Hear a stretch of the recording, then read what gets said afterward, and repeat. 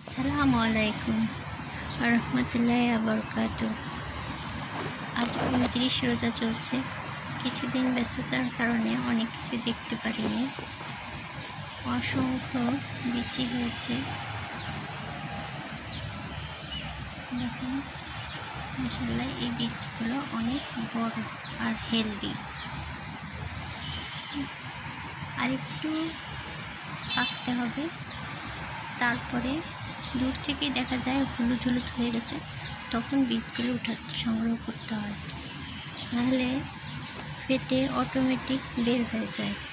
তো এরকম অসংখ্য বিচি দেখেন অটোমেটিক ফেটে বের হয়ে গেছে। আমি দেখি নাই কদিন ব্যস্ততার কারণে।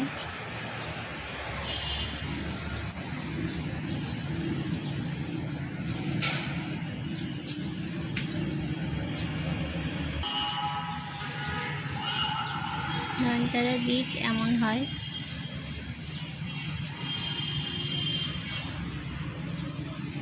দেখুন মাশাআল্লাহ, গাছটা কত বড় হয়ে গেছে, কত হেলদি হয়ে গেছে।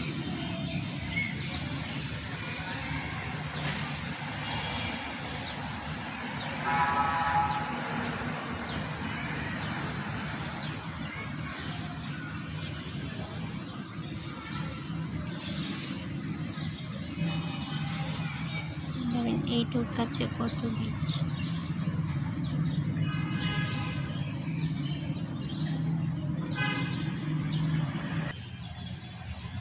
বীজ থেকে এই